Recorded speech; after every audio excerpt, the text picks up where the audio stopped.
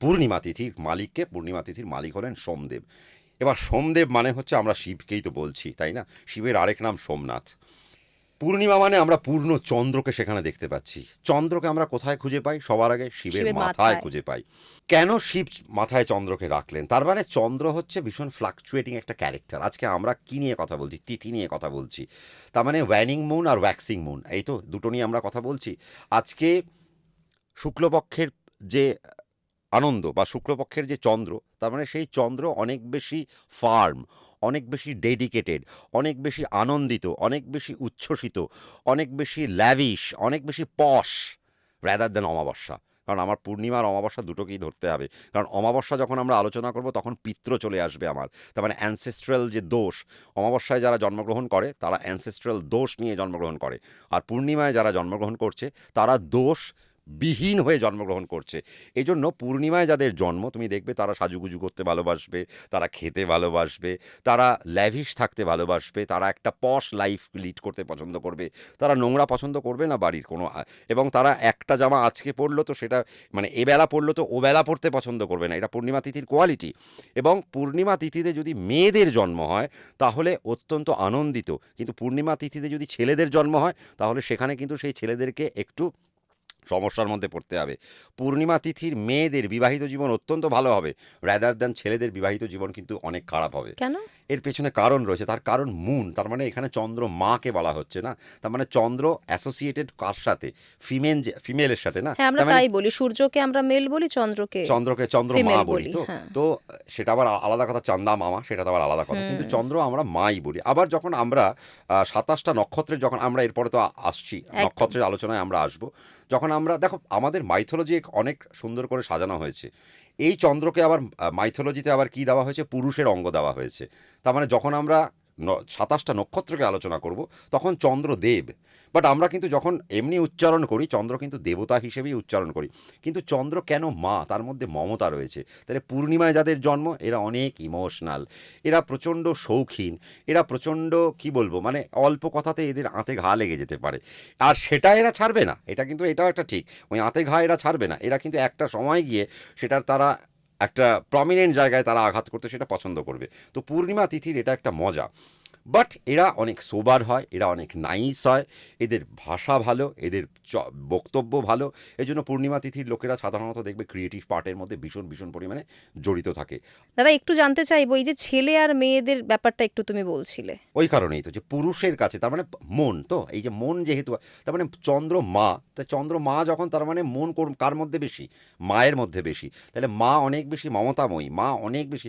ছেলেরা কি হয়? ছেলেদের মধ্যে একটা রাফনেস থাকে, ছেলেদের মধ্যে একটা রুডনেস থাকে। বাট মায়ের মধ্যে রুডনেস থাকলেও দিনের শেষে সে কিন্তু মাই মাই, আলটিমেটলি। সে কিন্তু জড়িয়ে ধরতে জানে। ছেলেরা তো জড়িয়ে ধরতে জানে না, তার কারণ ছেলেরা, ছেলেদের যে ব্যক্ত করার যে ক্ষমতাটা। ক্ষমতা সেটা একটু অন্যরকম, সেটা একটু মেল টাইপের, সেটা একটু পুরুষালী টাইপের। আর মায়েদের মধ্যে কি থাকে? মায়েদের মধ্যে হাজার ঝগড়া অশান্তির পরেও ছেলেটা আমার, মেয়েটা মমতা, আমার, মমতা থাকে। মমতা। তার মানে এখানে কেন আজকে চন্দ্রকে শিব আজকে মাথায় রাখলেন? তার কারণ হচ্ছে এর মন ভালো হতে পারে, খারাপও হতে পারে। তার মানে এ খুব দোদুল্যমান একটা জায়গায় রয়েছে। পূর্ণিমায় যারা জন্মগ্রহণ করে না এরা কিন্তু দোদুল্যমান নয়, ছেলেরা কিন্তু দোদুল্যমান হয়ে যেতে পারে মেয়েদের তুলনায়। তার কারণ পূর্ণিমায় পূর্ণচন্দ্র। আজকে একটা পূর্ণিমার মেয়ে সে অনেক সুন্দর করে তার লাইফ লিড করবে, বাট একটা ছেলের যদি পূর্ণিমায় জন্ম হয় সে তার লাইফকে মানে কেমনভাবে বোঝায়, মানে ধরো আমার প্রচুর পয়সা আছে, আর আমি সেই পয়সাটা, আমার যে পয়সা আছে সেটা আমি কোথায় দেখাবো? আমি বারে গিয়ে টাকা এইভাবে ওড়াতে ওড়াতে খরচা করবো। তার মানে এটা আমার পূর্ণিমা, তার কারণ আমি সেখানে অনেক বেশি ইগোইস্টিক। তো ছেলেদের পূর্ণিমায় জন্ম হলে ছেলেরা অনেক ইগোইস্টিক হয়। মেয়েরা ইগোইস্টিক হলেও সেই জায়গায় তারা মমতাকে ধরে রাখতে জানে, এবং এদের পূর্ণ জ্ঞান রয়েছে। পূর্ণিমা তার মানে পূর্ণ জ্ঞান রয়েছে। মায়ের থেকেই তো আমরা সব কিছু শিখি, মা আমাদেরকে ভাষা বাচন শেখায়। আমরা মা বলতে শিখি মায়ের থেকে, বাবা বলতে শিখি মায়ের থেকে, আজকে আমরা কথা বলতে শিখি কার থেকে? মাই তো আমাদেরকে প্রথম শেখায়। টিচার আমাদের। প্রথম টিচার আমাদের মা। তার মানে এই যে টিচিং যে একটা এবিলিটি তাহলে এর মধ্যে রয়েছে, যার জন্যই আমি বললাম যে এদের মধ্যে পূর্ণ ক্ষমতা রয়েছে। সেই ক্ষমতাকে এরা যদি জাহির করতে পারে, মেয়েরা তো পারে, কিন্তু ছেলেরা যদি একটু চেষ্টা করে তাহলে ডেফিনেটলি তারাও কিন্তু জীবনে একটা সুন্দর জায়গা পাবে। জ্ঞানের আলো এরা আলোকিত হয় ঠিকই, কিন্তু এদের এরা এত তাড়াতাড়ি বড়লোক হতে চায়, এত তাড়াতাড়ি ধনী হতে চায় যে এরা হাফ পথে এদের পড়াশোনাটাকে ছেড়ে দিয়ে এরা চলে আসে কোথায়, এরা ওই গান্ধীর পেছনে ছুটতে আরম্ভ করে ভাই, ওই টাকলুর পেছনে ছুটতে আরম্ভ করবে। তো সেই জায়গায় আমার মনে হয় পুরনো জ্ঞানকে নিয়ে, পূর্ণতা যতক্ষণ না আসছে ততক্ষণ তুমি হাল ছেড়ো না। যদি পূর্ণতা আসে তারপর তুমি হাল ছেড়ে দাও, আমার আপত্তি নেই, কিন্তু পূর্ণতা যতক্ষণ না আসছে এরা যদি না ছাড়ে হাল, তাহলে এরা বিরাট বড় জায়গায় পৌঁছে যাবে। এবং তুমি দেখবে পূর্ণিমার যারা মেয়ে তারা কিন্তু হাল ছাড়তে নারাজ। আমি এমনও দেখেছি পূর্ণিমার জন্ম মেয়েদের, কেন আমি ছেলেদের কথা বললাম তার কারণ হচ্ছে আজকে এইভাবে যদি আমি তোমাকে বোঝাই যে আজকে একটি ছেলে বিবাহ হলো, বিবাহের পর তার হয়তো স্ত্রী বিয়োগ হয়ে গেল, ছেলেটির পূর্ণিমায় জন্ম, তার হয়তো একটি সন্তান আছে, সে কিন্তু আবার ম্যারেজ করতে পছন্দ করবে। রাদার পূর্ণিমায় জন্ম একটি মেয়ের, তার হয়তো ডিভোর্স হয়ে গেল বা তার স্বামী অকালে চলে গেলেন, কিন্তু সে কিন্তু ম্যারেজ করতে পছন্দ করবে না, সে কিন্তু তার ওই পূর্ণতা তার ওই সন্তানের পেছনে দেবে। তো এইটা হলো পার্থক্য। তো এই ডিফারেন্সটা দিয়ে আমি হয়তো অনেকটা বোঝাতে পারলাম। তো যারা লোকেট করতে পারবে তারা লোকেট করে নেবে। তো সেই ডেডিকেশনটা মেয়েদের মধ্যে থাকে, পূর্ণিমায় জন্ম ছেলেদের কিন্তু সেই ডেডিকেশনটা থাকে না। এবং পূর্ণিমায় জন্ম ছেলেদের কিন্তু বিবাহিত জীবন স্পয়েল হয়ে যাওয়ার একটা জায়গা থাকে, যেটা কিন্তু অমাবস্যায় এবার আমরা চলে আসবো। এবার আমরা অমাবস্যা নিয়ে একটু কিছু বলি, নইলে অমাবস্যার লোক লেগে যাবে। অমাবস্যায়, যেটা অমাবস্যা মানে তো চন্দ্র আর নেই, তার মানে এখানে চন্দ্রের কোনো ক্ষমতাই নেই।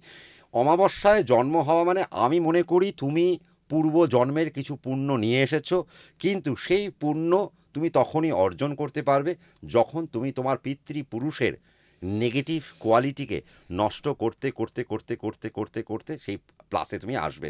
তার মানে অমাবস্যায় জন্ম হলে তোমাকে পূর্বজন্মের মাইনাস সবার আগে তোমাকে শেষ করতে হবে, তারপরে গিয়ে তোমার প্লাস শুরু হয়।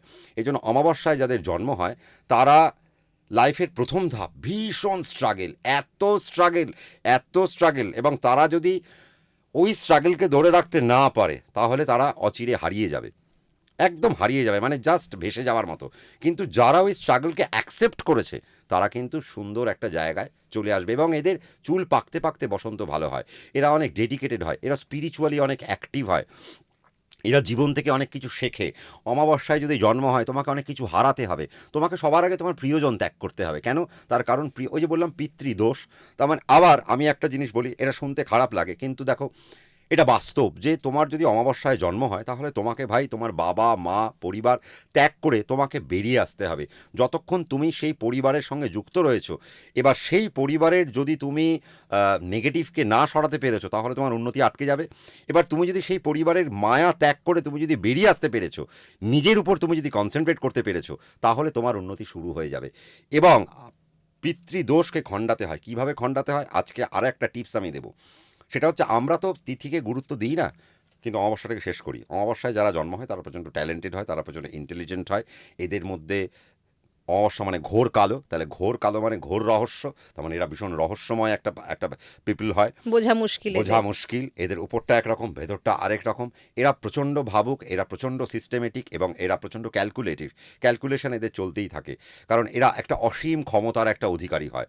এজন্য এরা, এবং অমাবস্যায় যাদের জন্ম হয় তারা মোটামুটি ওই অ্যাস্ট্রোলজি সায়েন্স, অকাল্ট সায়েন্স, তন্ত্র মন্ত্র, তারপরে সংখ্যাতত্ত্ব, তারপরে উইচক্রাফট, এর মধ্যে এরা কিন্তু আস্তে আস্তে ঢুকে যেতে আরম্ভ করে, এবং এরা ওই যৌগিক ক্রিয়া আরম্ভ করে, বা এরা যোগ, মেডিটেশন, যোগা এসব নিয়েও এরা কিন্তু একটা পারদর্শিতার জায়গায় কিন্তু এরা পৌঁছে যায়।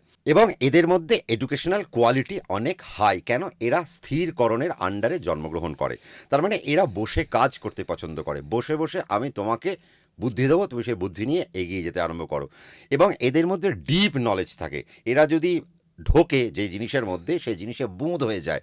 কিন্তু তোমার কোয়ালিটি, তোমার জন্মছকে ভালো থাকতে হবে, তোমার তিথির যে মালিক তাকে তোমার জন্মছকে ভালো থাকতে হবে, সেই জায়গা যদি থাকে তাহলে এরা একটা বড় জোনে পৌঁছে যাবে।